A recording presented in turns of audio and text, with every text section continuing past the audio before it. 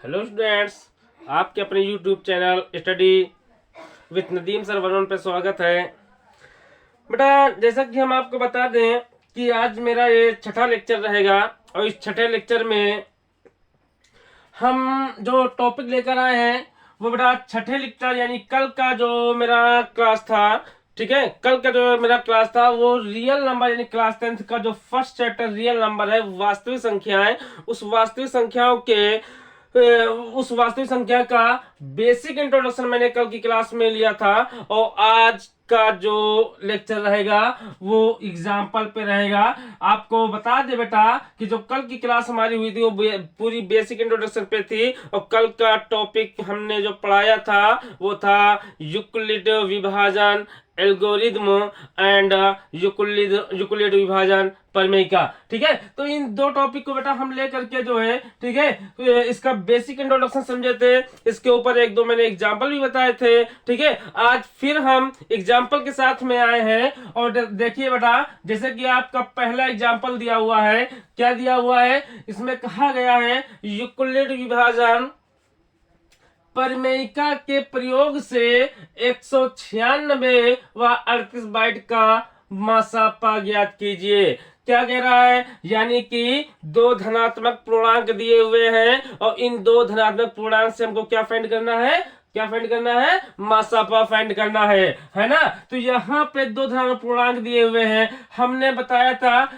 जब हम कल बेसिक इंट्रोडक्शन की क्लास ले रहे थे तो उसमें जब हम बता रहे थे कि यूक्लिड विभाजन एल्गोरिथम, और यूक्लिड विभाजन एल्गोरिथम हमने बताया था कि ये यूक्लिड विभाजन प्रमेयिका पे आधारित है। ठीक है, और यूक्लिड विभाजन प्रमेयिका के आधार पे यूक्लिड विभाजन एल्गोरिथम का प्रयोग किया गया है। और ये यूक्लिड विभाजन एल्गोरिथम जो है, जो बच्चे हमारा पिछला वीडियो ना देखे हो जाकर के पिछला वीडियो देख ले। अब पूरा बेसिक इंट्रोडक्शन हमने बता डाला है। यहाँ पे यूक्लिड विभाजन एल्गोरिथम क्या करवाता है, एक यूक्लिड विभाजन प्रमेयिका का यूज करके एक विधि को प्रदान करता है और उस विधि से हमसे क्या फाइंड करवाना चाहता है, हमसे मासा फाइंड करवाना चाहता है। तो देखिए बेटा, समझिए, यहाँ पे एग्जांपल फर्स्ट सॉल्व करते हैं। एग्जांपल फर्स्ट आपका दिया हुआ है, इसको सॉल्व करते हैं।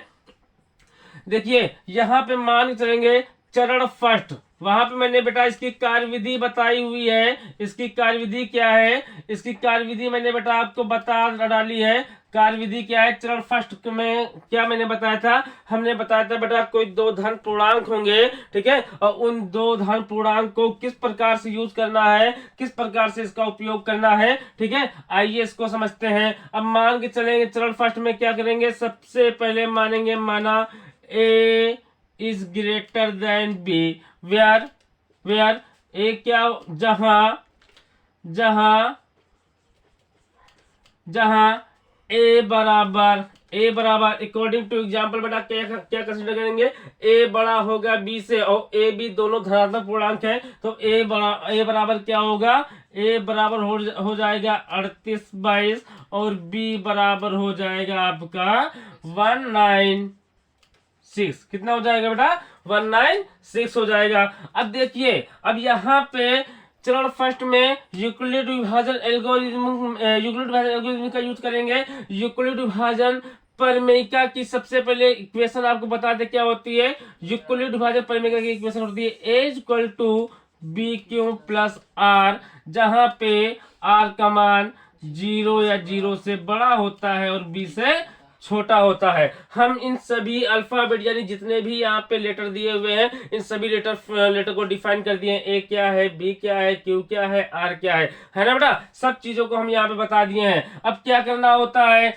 जब क्या करना होता है, यहाँ पे ए की वैल्यू आप क्या कंसीडर किए हो, 38/22, जहां पे ए लिखा है वहां पे बेटा 38/22 लिख दीजिए, बराबर बी की वैल्यू क्या कंसीडर किए हो, 196 कंसीडर किए हो, यहाँ पे 196 लिख दीजिए। और इसके बाद एक ऐसी संख्या उठाइए कि जिससे गुणा किया जाए, गुणा करने पर या तो 38/22 हो जाए या 38/22 से कम रहे। बात समझ में आ रही है। तो यहाँ पे देखो ऐसी का, यहाँ पे देखो जो है अब यहाँ पे 196 से इसको चेक करते हैं, इसको भाग करते हैं। भाग करने के बाद हमको पता चल जाएगा कि किस संख्या से मल्टीप्लाई किया जाए कि इतना या इतने से कम मिले। तो क्या करोगे, 196 से आप चेक करोगे, इसको भाग करके भाग करिए कि कितना हो जाएगा, 38 22 है। इसको 1 टाइम्स लेकर जाओगे, 1 टाइम्स 2 टाइम्स तो जाएगा नहीं, 2 टाइम्स अगर चेक करोगे तो 382 ज्यादा हो जाएगा। इसको 1 टाइम्स लेकर जाइए, तो 1 टाइम्स लेकर जाओगे तो 196 ही आ जाएगा। इसको सब्ट्रैक्ट करोगे तो 6 बच जाएगा। यहाँ पे बच गया 7, इधर से किससे संख्या लोगे तो हो जाएगा 17, 17 माइनस 9 करोगे तो ये बच जाएगा आपका 8। यहाँ 2 माइनस 1 करोगे तो बच जाएगा 1। यहाँ पे बच गया बेटा आपका 2। ठीक है, अब इसको जो है कितने टाइम्स लेकर जाया जाए कि ये जो है 18 और 62 यानी 1862 हो जाए या फिर इससे कम रहे। तो इसको अगर हम 8 बार लेकर जाते हैं तो 8 बार लेकर जाओगे तो 8 छंग 48 हो जाएगा, 8 9 72 और 8 9 72 और 4 76 हो जाएगा, 8 1 8 7 15 हो जाएगा, 1568 हो जाता है ना। 1568 बेटा अभी कम है, यानी इस संख्या से ये 1568 कम है, यानी कि इसको लगभग हमको लग रहा है 9 टाइम्स जाएगा। 9 टाइम्स लेकर जाओगे तो 9 का 6 से मल्टीप्लाई करोगे, 9 छंग 54 हो जाएगा, 9 9 81 और 5 86 हो जाएगा, और 9 एकम 9 9 एकम 9 और 8 ऐड करोगे तो ये कितना हो जाएगा, 17 हो जाएगा। इसको माइनस करो कितना बचेगा, 12 माइनस 4 यानी 8 बचेगा। यहाँ बच गया 5, यहाँ से एक उधार लोगे यानी 15 माइनस 6 करोगे 9 बचेगा। यहाँ 7 बचेगा, 7 माइनस 7 यानी कितना बचेगा, 0। 1 माइनस 1 यानी कितना बचेगा, 0 बचेगा। तो ये लगभग जो है 19 टाइम जाता है, और रिमाइंडर बेटा कितना बचता है, रिमाइंडर 9 8 बचता है। तो यहाँ पे क्या करोगे, इसको 19 से मल्टीप्लाई करोगे और रिमाइंडर कितना बचाओगे, 98। बात समझ में आ रही है, 98 यहाँ पे रिमाइंडर बच जाएगा। अब देखो बेटा यहाँ पे क्या है, रिमाइंडर जो आपका है ना 98, ये 0 नहीं है। 98 रिमाइंडर आपका 0 नहीं है। अगर 98 रिमाइंडर आपका 0 नहीं है तो क्या करेंगे, चरण सेकंड का यूज करेंगे। चरण सेकंड बेटा क्या कहता है, चरण सेकंड क्या कहता है कि अगर रिमाइंडर आपका 0 नहीं है तो इस प्रक्रिया को आप पुनः दोहराएं, यानी 98 इज नॉट इक्वल टू 0। फिर क्या करेंगे, चरण सेकंड में यह कहता है कि जो यहाँ पे क्यूशिएंट का प्रोडक्ट है इसको ए कंसीडर कीजिए, और जो आपका रिमाइंडर बचा हुआ है इसको बी कंसीडर कीजिए, यानी कि ये ए हो जाएगा, ये आपका बी हो जाएगा। बात समझ में आ रही है बेटा, बोलो, बात समझ में आ रही है ना। अब इसको ए कंसीडर करेंगे, इसको बी कंसीडर करेंगे, जो प्रक्रिया ऊपर किए वही प्रक्रिया नीचे यूज करेंगे। तो यहाँ पे क्या हो जाएगा, यहाँ पे हो जाएगा 196 इज इक्वल टू 98। अब 98 का किससे मल्टीप्लाई किया जाए कि 196 हो जाए। 98 का बेटा 2 से मल्टीप्लाई करोगे 196 यानी 196 हो जाएगा, और रिमाइंडर कितना बेटा बचेगा, 0 बचेगा। तो 0 बराबर 0। बोलो, बात समझ में आ रही है ना। ठीक है, रिमाइंडर यहाँ पे कितना बच गया, रिमाइंडर आपका यहाँ पे कितना बच गया, 0 बच गया। तो बेटा यहाँ पे जब आपका रिमाइंडर 0 बच गया है तो इस कंडीशन में जब मेरा रिमाइंडर 0 हो जाए उस दशा में हम कहते हैं अतः मासा पर हमने क्या बताया था कि जो यहाँ पे लास्ट वाले स्टेप में, यानी कि जहाँ पे आपका 0 बच रहा होगा उस स्टेप में जो क्यूशिएंट का प्रोडक्ट होता है, जो भागफल का प्रोडक्ट होता है, वो दी गई संख्याओं का मासापा होता है। अतः क्या बताओगे बेटा, अतः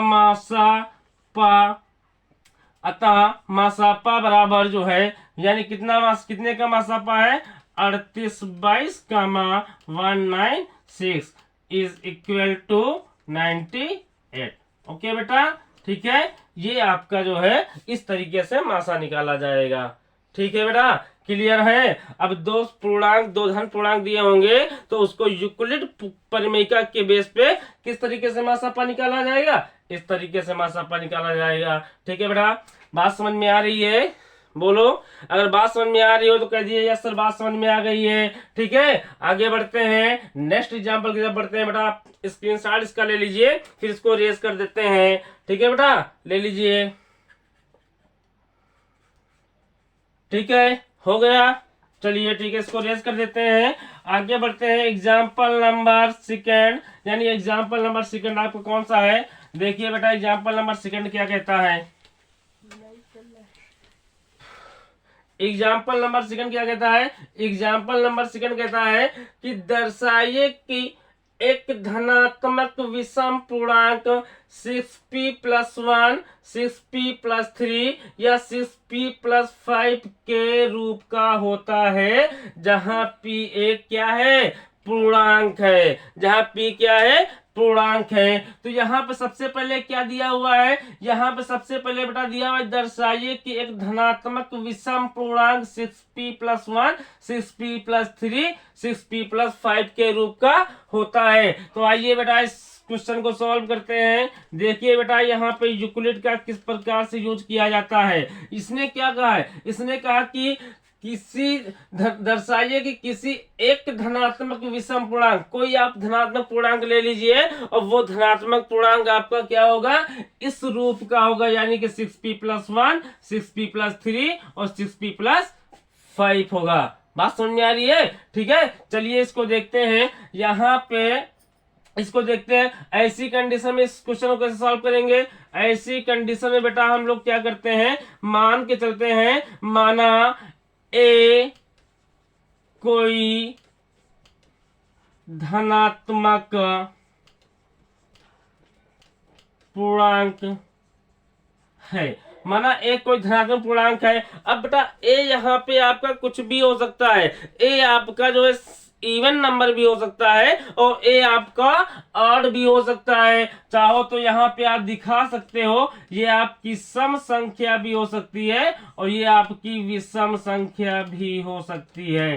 ठीक है, इवन आप ये इवन भी हो सकता है और ऑड भी हो सकता है। बात समझ में आ रही है। अब देखिए, अब यहाँ पे क्या करेंगे, यूक्लिड विभाजन प्रमेयिका से इसको सॉल्व करना है। इसको बेटा शॉर्टकट में लिख देते हैं, क्योंकि बोर्ड में जगह मिल नहीं पाती है, इसलिए इसको थोड़ा शॉर्ट में लिख देते हैं। यूक्लिड विभाजन प्रमेयिका से, यूक्लिड विभाजन प्रमेयिका क्या कहती है, a is equal to B Q plus R, जहां पे r का मान क्या होगा, r का मान जो होगा वो r का मान जो होगा वो 0 या 0 से बड़ा होगा और b से छोटा होगा। बात समझ में आ रही है, बोलो, बात समझ में आ रही है ना। आर का मान जो होगा वो 0, 0 से बड़ा होगा और बी से छोटा होगा। अब यहाँ पे इस चीज को हम यहाँ पे अगर इससे कंपेयर करें, यहाँ पे इस क्वेश्चन से कंपेयर करें, तो यहाँ पे क्या है, 6p+1 है, 6p+3 है, 6p+5 है, इस प्रकार से है।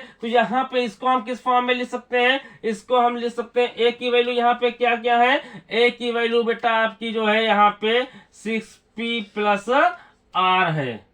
बोलो बेटा 6p+r है और यहाँ पे r का मान क्या हो जाएगा, 0, 0 से बड़ा होगा और b बोले तो क्या, b आपका फैक्टर है, यानी कि ये भाजक है, तो b की वैल्यू यहाँ पे कितनी हो जाएगी, 6 हो जाएगी। b की वैल्यू कितनी हो जाएगी, 6 हो जाएगी। अब यहाँ पे b की वैल्यू 6 हो गई तो r का मान बेटा क्या क्या क्या निकलेगा, तब r बराबर क्या क्या डिफाइन करोगे, यानी कि यहाँ पे ये आपका बेटा 6 है तो r का मान क्या हो जाएगा, r का मान 0 या 0 से बड़ा होगा और 6 से छोटा होगा। तो r बराबर एक 0 ले लिए, दूसरा 1 हो जाएगा, तीसरा 2, 3, 4 और 5।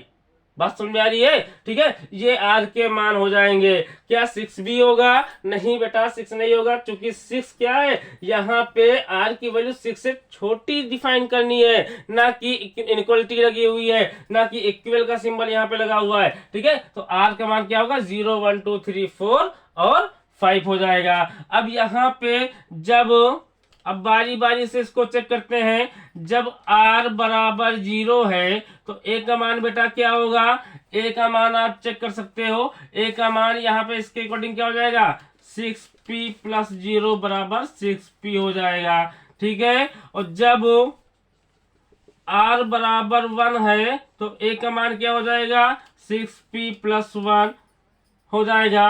और इसके बाद जब r बराबर 2 लेंगे तो a बराबर क्या निकल के आएगा 6p+2 निकल के आएगा। और जब r बराबर यहाँ पे बेटा आज जब r बराबर यहाँ पे हम 3 लेते हैं तो a का मान क्या निकल के आता है a का मान निकल के आता है 6p+3। और जब r का मान 4 लेते हैं तो a का मान निकल के आता है 6p+4। और जब r का मान 5 लेते हैं तो a का मान निकल के आता है 6p+5। अब देखो बेटा बात समझिए कायदे से। अब यहाँ पे आप देखो हमने क्या बताया ए आपका इवन भी हो सकता है, ए आपका ऑड भी हो सकता है, यानी ए जो संख्या है वो सम संख्या भी हो सकती है और ए जो है आपकी विषम संख्या भी हो सकती है। तो यहाँ पे बेटा इस चीज को इस साइड में कर लेते हैं। यहाँ पे आप इससे क्या कंक्लूजन निकाल सकते हो, अगर हम यहाँ पे देखें इस वैल्यू को, यहाँ पे देखें इस वैल्यू को, तो ये वैल्यू क्या है, ये वैल्यू 6p है ना। ठीक है, 6p को हम क्या लिख सकते हैं 2 × 3p। बोलो बेटा इसका मतलब ये क्या हुआ कि ये दी गई संख्या 2 से डिवाइड है। बोलो बेटा 2 से क्या है ये डिवाइड है। अगर इसकी बात करें तो इसमें आप देखते हो इसका मान 6p+1 ही रहेगा। यहाँ पे अगर इसको हम देखें तो यहाँ से 2 आप कॉमन ले लीजिए तो ये 3p+1 हो जाएगा। ठीक है, यहाँ भी ये संख्या 2 से क्या है डिवाइड है। अगर इसकी बात करें तो ये संख्या आपकी यही रहेगी। अगर इसकी बात करें तो यहाँ पे आप 2 कॉमन ले सकते हो यानी कि 3p+2 हो जाएगा। इसका मतलब ये भी 2 से डिवाइड है। और यहाँ पे अगर बात करें तो ये संख्या आपकी 2 से डिवाइड नहीं है। तो इसका मतलब क्या क्या कंक्लूजन निकला कि भैया यहाँ पे जो संख्याएं आपकी 2 से डिवाइड है, इसका मतलब 2 से डिवाइड होने वाले नंबर सभी क्या होते हैं इवन नंबर होते हैं, यानी कि सम संख्याएं होती हैं। ठीक है, और यहाँ पे ये नंबर आपका 2 से डिवाइड हो रहा है, ये भी 2 से डिवाइड हो रहा है, ये भी 2 से डिवाइड हो रहा है। ये तीनों की तीनों संख्याएं कैसी हैं, ये तीनों की तीनों संख्याएं बेटा सम संख्याएं हैं। कैसी है बेटा सम संख्याएं हैं। तो अगर ये तीनों की तीनों सम संख्याएं हैं तो इसका मतलब क्या है, हमको क्या दर्शाना था, हमको दर्शाना कि दर्शाइए कि एक धनात्मक विषम पूर्णांक 6p+1 6p+3 और 6p+5 के रूप का होता है। क्या होता है विषम पूर्णांक होता है। आगे बात समझ में। ठीक है, तो यहाँ पे सम वालों को निकाल के जितने सम संख्या है उनको निकाल देंगे तो बचेंगी क्या बेटा आपकी, बचेंगी यहाँ पे क्या, यहाँ पे आपकी संख्या बच जाएंगी बेटा, जगह थोड़ी सी कम है। ठीक है, तो इस चीज को बेटा रेज कर देते हैं, समझ तो गए ही हो गए। ठीक है, इस चीज को रेज कर देते हैं, बस थोड़ी सी लैंग्वेज लिखनी है, बाकी कुछ नहीं करना है। ठीक है, तो यहाँ पे क्या लिखना होगा आपको, यहाँ पे आप लिख दीजिए कि यहाँ पे क्या लिखोगे, चूंकि 6p, 6p+2, 6p+4, चूंकि 6p, 6p+2, 6p+4 एक सम संख्याएं हैं, सम संख्याएं हैं, तब सम संख्याएं हैं, अतः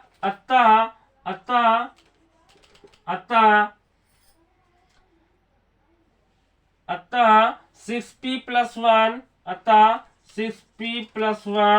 6p+3, 6p+5 एक विषम धन पूर्णांक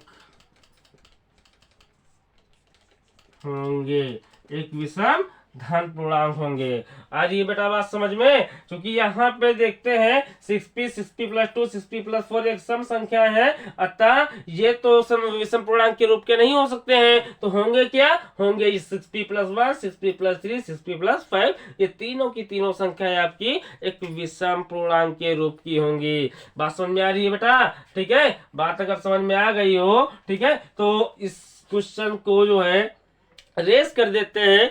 फिर नेक्स्ट एग्जाम्पल की तरफ बढ़ते हैं, और नेक्स्ट एग्जाम्पल आपका कौन सा है, एग्जाम्पल नंबर 3 है। चलिए बेटा रेस कर दे, ठीक है, बोलो बच्चा। समझ में आ रहा है बेटा? बोलो बिलाल, बोलो बच्चा, समझ में आ रहा है ना? अगर समझ में आ रही होगी क्लास बेटा, तो इसको लाइक करिएगा, सब्सक्राइब करिएगा, और ज्यादा से ज्यादा बच्चों में इसको शेयर करिएगा। ओके बेटा, ठीक है। अब देखो बेटा, जिन बच्चों ने जो है हमारी बेसिक इंट्रोडक्शन की क्लास ना ली हो, ठीक है, वो तुरंत जाके सबसे पहले बेसिक इंट्रोडक्शन की क्लास देखें। उसके बाद में यहाँ पे आकर के जो है वीडियो रिकॉर्ड हो रहा है, वीडियो रिकॉर्ड मिलेगा आपको जो है, ठीक है। आप इसको ऑफलाइन भी देख सकते हो, कोई प्रॉब्लम नहीं है, ठीक है। तो यहाँ पे बेटा जो है सबसे पहले आपको अपने बेसिक पे जाना है, बेसिक पढ़ना है। बेसिक पढ़ने के बाद फिर यहाँ पे आपका जो है एग्जाम्पल प्लस एक्सरसाइज चालू होगी, ठीक है। पहले बेसिक पढ़िए, फिर एग्जाम्पल पढ़िए, फिर एक्सरसाइज पढ़िए, ठीक है। अब देखिए बेटा अगला एग्जाम्पल नंबर 3 की बात करते हैं। एग्जाम्पल नंबर 3, चलिए बेटा इसको देखते हैं। एग्जाम्पल नंबर 3 क्या है? एग्जाम्पल नंबर 3 में कहा गया है, दर्शाइए कि एक धनात्मक विषम पूर्णांक 4q+1 या 4q+3 के रूप का होता है, जहां q एक क्या है, पूर्णांक है, ठीक है बेटा। चलिए बेटा ये क्वेश्चन देखिए आप, एग्जाम्पल नंबर 3 देखिए। Example number 3 is like to example number 2, यानी एग्जाम्पल नंबर 3 जो है वो एग्जाम्पल नंबर 2 के तरीके से है, ठीक है। इसको बेटा आप खुद करिएगा, और खुद करने के बाद जो जब सोल्यूशन इसका आ जाएगा तो हमें कमेंट करिएगा, मेरे फोन पे कमेंट करिएगा, ठीक है। हम इस चीज को देखेंगे, आप लोग इसको खुद से करिएगा। सेम क्वेश्चन है, ठीक है, एक ही जैसा क्वेश्चन है, कोई प्रॉब्लम नहीं होगी, ठीक है। ये क्वेश्चन हम आपके ऊपर छोड़ते हैं, इसको खुद आप करिएगा, ठीक है। एग्जाम्पल नंबर 4 की बात करते हैं। एग्जाम्पल नंबर 4 देखिए। एग्जाम्पल नंबर 4 में कहा गया है कि दर्शाइए कि किसी धनात्मक पूर्णांक का वर्ग किसी पूर्णांक m के लिए 3m या 3m+1 के रूप का होगा। बात समझ में आ रही है? ठीक है, दर्शाइए कि किसी धनात्मक पूर्णांक का वर्ग किसी पूर्णांक m के लिए ये जो है 3m या 3m+1 का रूप का होगा। अब यहाँ पे देखो, किसी धनात्मक पूर्णांक है ना बेटा, बात को समझिए। कोई धनात्मक पूर्णांक आपका हो सकता है, और उसका स्क्वायर आप जब करोगे तो वो क्या आएगा, वो इस फॉर्म में आएगा, या तो 3m के फॉर्म का होगा या 3m+1 के फॉर्म का होगा। बात समझ में आ रही है बेटा? बोलो, बात समझ में आ रही है ना? तो इसको बेटा कैसे करते हैं, चलिए देखते हैं। इसको जो है मान के चलेंगे, माना एक धनात्मक पूर्णांक, माना एक धनात्मक पूर्णांक a है, एक धनात्मक पूर्णांक क्या है, a है। तब क्या करेंगे बेटा, यूक्लिड यानी रियल नंबर चैप्टर पढ़ रहे हैं, रियल नंबर का बेसिक इंट्रोडक्शन यूक्लिड पे है, यानी यूक्लिड का यूज करेंगे। तो यहाँ पे लिखेंगे तब यूक्लिड विभाजन प्रमेयिका से क्या लिख सकते हैं, यूक्लिड विभाजन प्रमेयिका की इक्वेशन क्या है बेटा, भाज्य बराबर भाजक गुणे भागफल प्लस शेषफल, जहां पे r की वैल्यू क्या होती है, 0 से बड़ी होती है और b से क्या होती है, छोटी होती है। r की वैल्यू क्या होगी, 0 से बड़ी होगी और b से छोटी होगी। अब यहाँ पे देखो, यहाँ पे क्या कहा किसी पूर्णांक m के लिए 3m या 3m+1 के रूप का होगा। आप क्या कह सकते हो, अगर इसका कंपेयर इससे करें, ठीक है, तो यहाँ पे b की वैल्यू क्या बेटा निकल के आएगी, b की वैल्यू यहाँ पे 3 निकल के आएगी। बात समझ में आ रही है? b की वैल्यू कितनी निकल के आएगी, b की वैल्यू 3 निकल के आएगी। तो यहाँ पे हम कह सकते हैं बेटा कि r का मान क्या होगा, r का मान यानी जब b की वैल्यू 3 हो जाएगी तो यहाँ पे r का मान कैसे डिफाइन करोगे, ये 0 या 0 से बड़ा होगा और 3 से क्या होगा, छोटा होगा। बात समझ रहे हो? यानी कि यहाँ पे इक्वेशन आप अगर इस चीज को ना दिखाओ, इस चीज को इस फॉर्म में दिखाओ कि a = 3q+r, 3q+r, जहां इसको इस साइड में दिखा दो, जहां b = कितना है बेटा, जहां b = 3 है। क्लियर है? ठीक है। अब देखो बेटा यहाँ पे r का मान क्या क्या डिफाइन कर सकते हो, अब r का मान क्या डिफाइन कर सकते हो, 0 जब b का मान 3 है तो r का मान क्या होगा, 3 से कम ही होगा, यानी कि 0 हो सकता है, 1 हो सकता है, 2 हो सकता है, बस, है ना। इसके अलावा अगर हम 3 कंसीडर करें, क्या 3 भी हो सकता है, तो बेटा यहाँ पे r का मान 3 नहीं हो सकता है। बात समझ में आ रही है? तो यहाँ पे r का मान 0, 1 और 2 हो सकता है। अब इसको बारी बारी से उठा के यहाँ पे पुट करिएगा, जब r बराबर कितना है बेटा, 0 है, तो a बराबर क्या होगा, a बराबर 3q+0 हो जाएगा, यानी कि दिस इम्प्लाइड दैट a बराबर यहाँ पे 3 क्यों होगा। अब इसने क्या कहा है, इसने कहा है कि किसी पूर्णांक m के लिए, यानी कि यहां से देखिए, किसी धनात्मक पूर्णांक का वर्ग, इसका वर्ग जो है किसी पूर्णांक m के लिए 3m या 3m+1 के रूप का होगा। तो अब इसको क्या करोगे, इसका आप स्क्वायर करोगे, तो बेटा इसका स्क्वायर जब आप करोगे तो a² बराबर 9q² हो जाएगा। बात समझ में आ रही है? और यहाँ पे अगर इसको और सॉल्व करें तो a² बराबर, इसको हम लिख सकते हैं 3 × 3q²। बोलो बेटा 3q²। और यहाँ पे हम क्या कह सकते हैं, a² बराबर 3 × m, 3 × कितना हो जाएगा, 3 × m हो जाएगा। अब बात समझ में नहीं आ रही होगी बेटा कि यहाँ पे m की वैल्यू जो 3q² कंसीडर कर लिए हैं, तो ऐसा क्यों किए हैं। अब बेटा देखो 3q² यहाँ पे बेटा आपका कोई भी नंबर हो सकता है, यानी 3q² का मतलब होता है एनी नंबर, एनी नंबर। यहाँ पे 3q² कोई भी नंबर हो सकता है, इसलिए यहाँ पे हम जो है 3q² को m कंसीडर कर लिए हैं। बात समझ में आ रही है? ठीक है। आपका कुछ भी हो सकता है, 1 2 3, है ना, 1 2 3 107, कुछ भी कह लो, ठीक है, दुनिया में कोई भी नंबर आप कह लो तो वो आपका ये नंबर हो सकता है। इसलिए इस चीज को हम जो है 3m, इसलिए इस चीज को हम जो है m लिख दिए हैं। तो m बराबर क्या होगा, जहां लिखोगे, जहां m बराबर 3q²।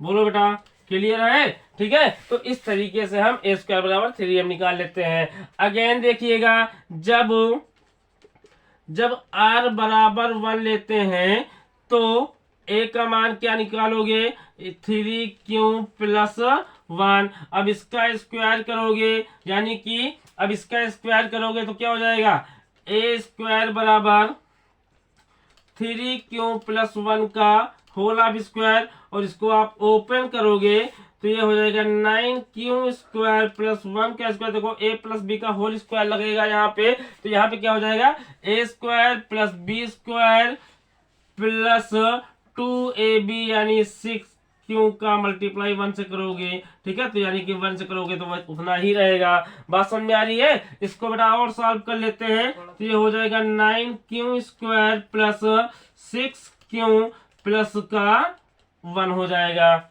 बोलो बेटा बात समझ में आ रही है? इसको और थोड़ा सा सॉल्व कर लेते हैं, तो यहाँ पे कितना हो जाएगा, यहाँ पे 3 आप कॉमन ले लीजिए, 3 जब कॉमन ले लोगे तो यहाँ बच जाएगा 3q² + 2q + 1 बच जाएगा। अब अगेन क्या कह सकते हो बेटा, ये जो दी हुई वैल्यू है, ये जो वैल्यू दी हुई है, ये भी जिस फॉर्म में आपकी ये थी वही चीज यहाँ पे ये दी हुई है, ये वैल्यू आपकी वही दी हुई है। तो इस वैल्यू को अगेन हम क्या कर सकते हैं, m मान सकते हैं, क्योंकि यहाँ पे जो है आपका कोई भी नंबर, भाई क्यों आप पॉजिटिव नेगेटिव कोई भी वैल्यू डालोगे तो निकलेगा ये कोई ना कोई इंटीजर ही, यानी कोई ना कोई पूर्णांक ही आएगा। तो इसको भी हम कह सकते हैं m, यानी कि 3m प्लस 1। आ रही बात समझ में? ठीक है, तो ये भी आपका क्या हो जाएगा 3m प्लस 1, जहां जहां जहां हम कह सकते हैं कि 3q स्क्वायर प्लस 2q बराबर क्या कंसीडर किए हैं, m कंसीडर किए हैं। ठीक है, तो बेटा इस चीज को थोड़ा सा जगह ना होने के कारण या कम होने के कारण यहाँ पे हम इस चीज को थोड़ा एक लैंग्वेज में दिखा सकते हैं। क्या दिखा सकते हैं, इसने क्या कहा था कि दर्शाइए कि किसी धनात्मक पूर्णांक का वर्ग किसी पूर्णांक m के लिए 3m या 3m प्लस 1 के रूप का होता है। तो हम क्या कहेंगे, अतः किसी धनात्मक पूर्णांक m, किसी धनात्मक पूर्णांक का वर्ग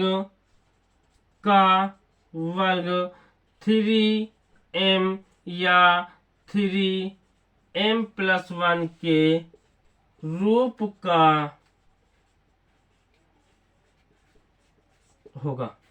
ओके बेटा, बात समझ में आ गई ना? ठीक है, तो इस तरीके से बेटा जो है आपका ये क्वेश्चन सॉल्व किया जाएगा। ठीक है, तो देखो बेटा, हमने जो बेसिक इंट्रोडक्शन की क्लास ली थी, उस बेसिक इंट्रोडक्शन में जो यूक्लिड विभाजन प्रमेयिका थी और उनकी जो यानी यूक्लिड विभाजन एल्गोरिथम की जो कार्यविधि थी, उनकी कार्यविधि का एक्सरसाइज में या एग्जाम्पल में किस प्रकार से यूज हो रहा है, वो पूरा यूज आपको बता रहे हैं कि बेटा इस तरीके से आपके क्वेश्चन सॉल्व किए जाएंगे। बात समझ में आ गई? ठीक है, तो यानी कि यहाँ पे क्या है, यूक्लिड विभाजन प्रमेय क्या है, डिविजिबिलिटी पे आधारित है। ठीक है, और इस डिविजिबिलिटी का यूज करके हम देखो कैसे कैसे सवाल यहाँ पे सॉल्व कर रहे हैं, है ना बेटा? तो इस तरीके से आपके एग्जाम्पल लगभग 3-4-5 एग्जाम्पल लगभग हो गए हैं। ठीक है, 1-2 एग्जाम्पल और बचे हुए हैं। ठीक है, उनको हम लेकर आते हैं नेक्स्ट वीडियो में। ठीक है, अगर बेटा हमारा वीडियो समझ में आ रहा हो, हमारी स्टडी आपको कायदे से बैठ रही हो, आपके दिमाग में कायदे से अच्छे से समझ में आ रहा हो, तो मेरे वीडियो को बेटा लाइक करिएगा, सब्सक्राइब करिएगा और ज्यादा से ज्यादा बच्चों में इसको शेयर करिएगा। Thank you so much.